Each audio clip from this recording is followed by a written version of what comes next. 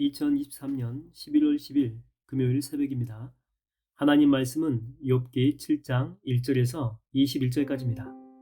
이 땅에 사는 인생에게 힘든 노동이 있지 아니하겠느냐? 그의 날이 품꾼의 날과 같지 아니하겠느냐?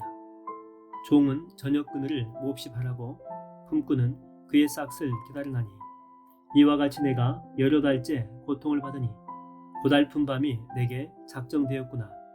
내가 누울 때면 말하기를 언제나 일어날까, 언제나 밤이 갈까 하며 새벽까지 이리 뒤척 저리 뒤척 하는구나. 내 살에는 구더기와 흙덩이가 의복처럼 입혀졌고 내 피부는 굳어졌다가 터지는구나. 나의 날은 배틀의 북보다 빠르니 희망 없이 보내는구나. 내 생명이 한낱 바람 같음을 생각하옵소서. 나의 눈이 다시는 행복을 보지 못하리이다. 나를 본 자의 눈이 다시는 나를 보지 못할 것이고 주의 눈이 나를 향하실지라도 내가 잊지 아니하리이다. 구름이 사라져 없어진 같이 수월로 내려가는 자는 다시 올라오지 못할 것이오니 그는 다시 자기 집으로 돌아가지 못하겠고 자기 처소도 다시 그를 알지 못하리이다. 그런즉 내가 내 입을 금하지 아니하고 내 영혼의 아픔 때문에 말하며 내 마음의 괴로움 때문에 불평하리이다. 내가 바다니이까 바다 괴물이니이까 주께서 어찌하여 나를 지키시나이까. 혹시 내가 말하기를 내 잠자리가 나를 위로하고 내 침상이 내 수심을 풀리라 할 때에 주께서 꿈으로 나를 놀라게 하시고 환상으로 나를 두렵게 하시나이다. 이러므로 내 마음이 뼈를 깎는 고통을 겪느니 차라리 숨이 막히는 것과 죽는 것을 택하리이다. 내가 생명을 싫어하고 영원히 살기를 원하지 아니하오니 나를 도우소서. 내 날은 헛것이니이다. 사람이 무엇이기에 주께서 그를 크게 만드사 그에게 마음을 두시고 아침마다 권징하시며 순간마다 단련하시나이까.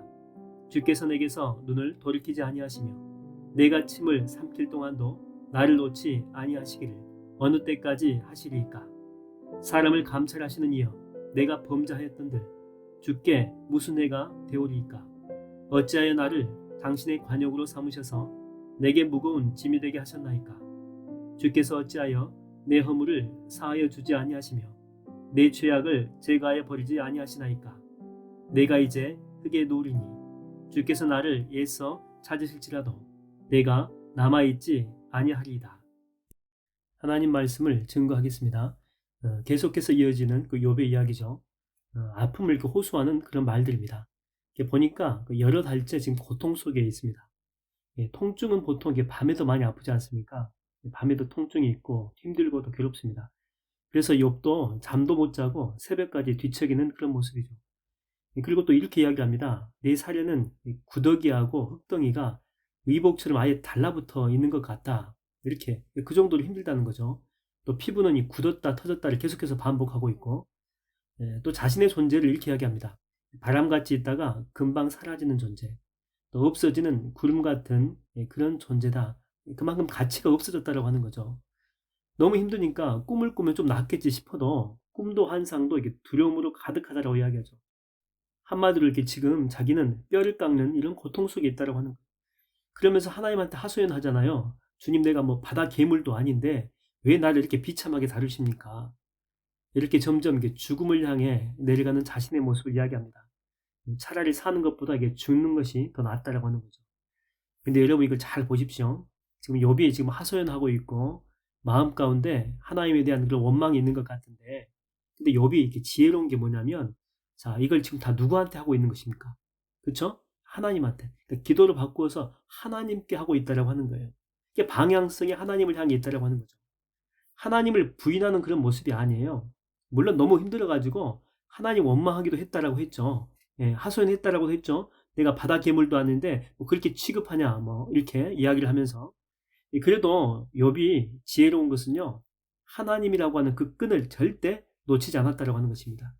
그러니까 이 모든 것의 해법은 하나님께 있다는 것을 알기 때문에 계속해서 하나님을 향해 이렇게 불을 짓는 모습이 나온다라고 하는 거죠. 뭐 이런 부분은 다윗도 뭐 이러지 않았습니까? 사울에게 쫓겨다닐 때, 정말 힘들 때, 그때 하나님께 기도합니다. 하나님 앞으로 나아가죠. 또 처자식을 잃고 힘들 때도 있었습니다. 그때 또 하나님께 나아갑니다. 그 자리에서 무릎 꿇고 기도하죠. 또 죄를 범할 때도 그래서 침상이 눈물로 이렇게 적셔질 때도 마찬가지. 그때도 그 어느 순간에도 이 다윗은 하나님을 떠나지 않고 부르짖었다고 하는 거죠. 그래서 이 다윗도 좌우를 이렇게 치우칠 때도 많이 있었지만 다시 재기를 찾았다라고 하는 것입니다. 왜? 이 바라봄의 대상이 분명했기 때문이죠. 바로 하나님이 하나님. 사막을 여행하는 사람은 반드시 한두 번은 길을 잃게 된다고 하죠. 그럴 때는 절대 감각으로 가게 되면 절대 안 된다고 합니다. 왜냐하면 자기는 앞으로 이렇게 직선 코스로 나아간다라고 생각하고 걷고 있지만은 10중 8구는 주변을 큰 원을 이렇게 그리면서 돈다라고 하죠. 그래서 그럴 경우에는 전진하지 말고 기다리라고 합니다. 아무것도 하지 말고 텐트 치고 쉬라고 해요. 언제까지? 그렇죠. 이 밤하늘에 그 방향을 인도하는 별이 나타날 때까지. 그 별이 뭡니까? 그 나침판의 역할을 하는 별이 그래 북극성이에요. 북극성. 어떤 상황 속에서도 변치 않은 올곧은 방향을 제시하는 별이잖아요. 그걸 따라가면 된다고 하는 거죠. 막스 플랭크라고 하는 그 인공두뇌학 연구소에서 실험을 했다고 합니다. 그 전제는 뭐냐면은 전제는 사람은 보여지는 분명한 목적지가 없으면 원을 그리면서 걷는다. 이걸 실험하려고 했던 거죠. 그래서 이 피참가자들을 울창한 숲으로 다 불렀습니다. 그 미션은 간단합니다. 직선 코스로 걸어가십시오. 직선으로 걸어가십시오. 물론 안내 표지판이 없습니다. 숲속에는 어떤 표식도 존재하지 않습니다. 그래서 그 참가자들은 자기가 가지고 있는 그 방향, 감각, 그 센스에만 의존해가지고 걸어가야 된다고 하는 거죠. 실험이 이제 끝났죠. 끝난 후에 실험 참가자들은 대부분 자신들이 똑바로 걸었다고 생각했어요. 직선 경로를 벗어나지 않았다고 생각한 거죠. 근데 이게 GPS를 이렇게 분석을 해보니까 그 참가자들 대다수가 20m의 원을 그리면서 걸었다고 하는 것입니다. 그러니까 분명하게 보여지는 목적지가 없으면 사람은 궤도에서 이탈해서 이렇게 원을 그리면서 이렇게 걷는다는 사실을 이렇게 밝혀낸 거죠. 여러분, 우리도 마찬가지입니다. 우리도 뭐 사람이니까 실수할 수가 있어요. 또 잘못된 길을 걸을 수도 있고, 뭐 또 수렁에 빠질 때도 있죠. 인간에게 완벽을 기대하는 그 사람 자체가 어리석은 거죠. 그럼에도 이렇게 좌충우돌하면서 또 삐뚤삐뚤 걸으면서도 전체적으로 보면 제대로 이렇게 걷고 제대로 가고 있는 그런 사람이 있다고 하는 것입니다. 누가 그럴까요? 누가? 그렇죠. 믿음의 주여 우리를 온전하게 하신 예수님을 놓치지 않는 사람들.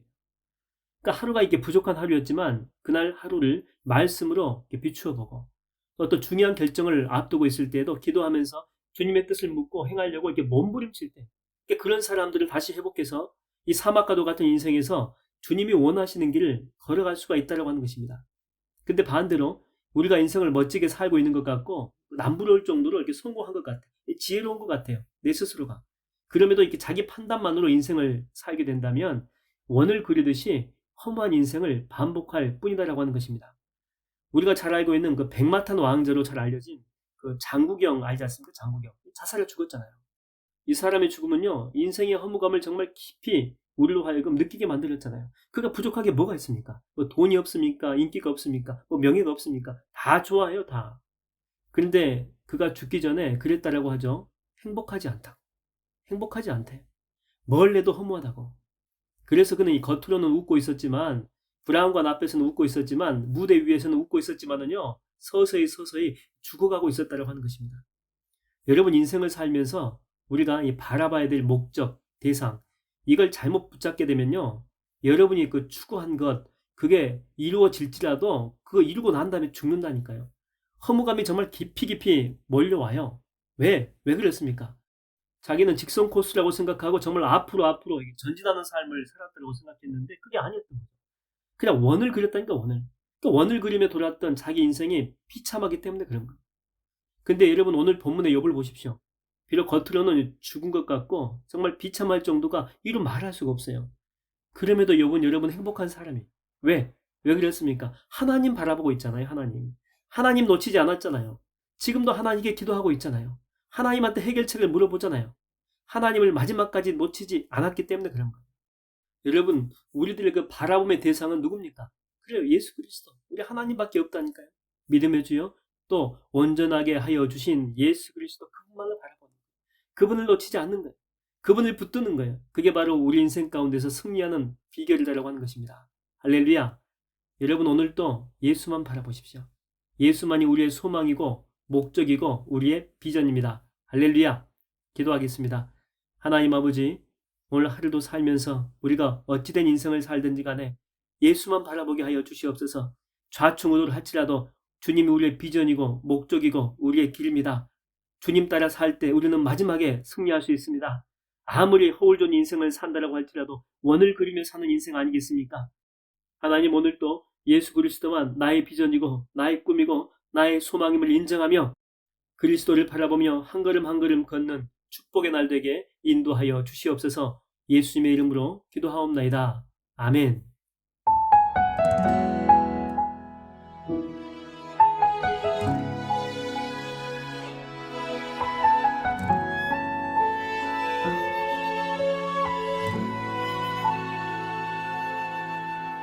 이 세상을 살아가는 동안에 나의 힘을 의지할 수 없으니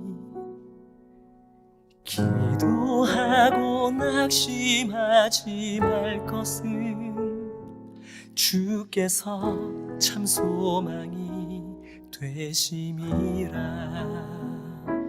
하나님의 꿈이 나의 비전이 되고 예수님의 성품이 나의 인격이 되고 성령님의 권능이 나의 능력이 되길 원하고 바라고 기도합니다.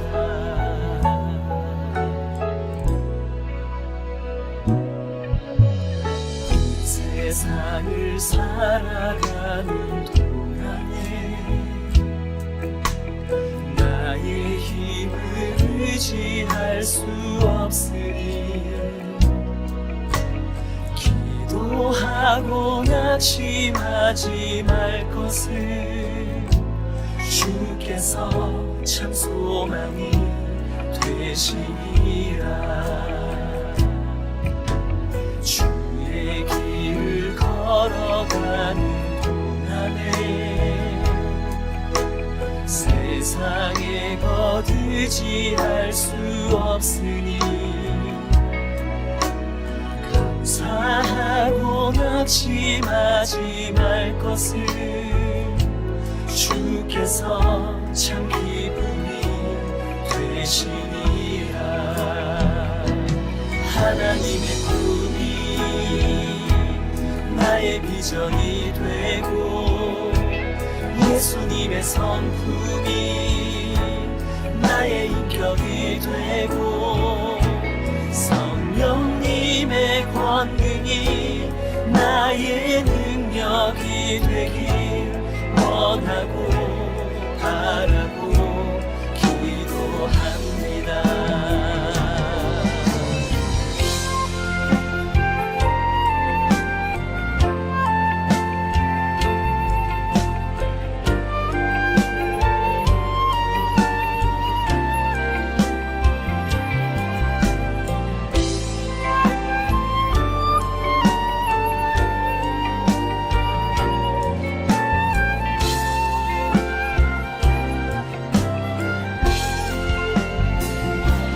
하나님의 꿈이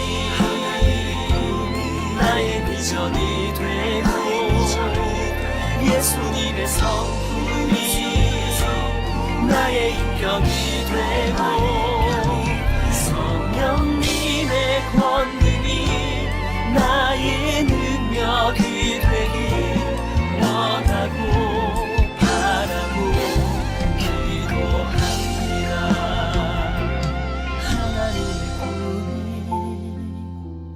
나의 비전이 되고 예수님의 성품이 나의 인격이 되고 성령님의 권능이 나의 능력이 되길 원하고 바라고 기도합니다.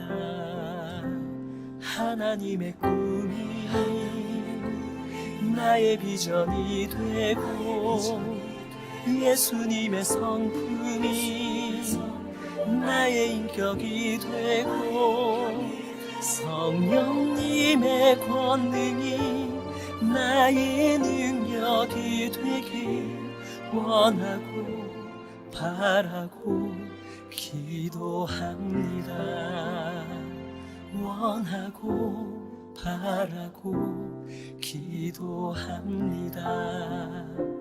원하고 바라고 기도합니다.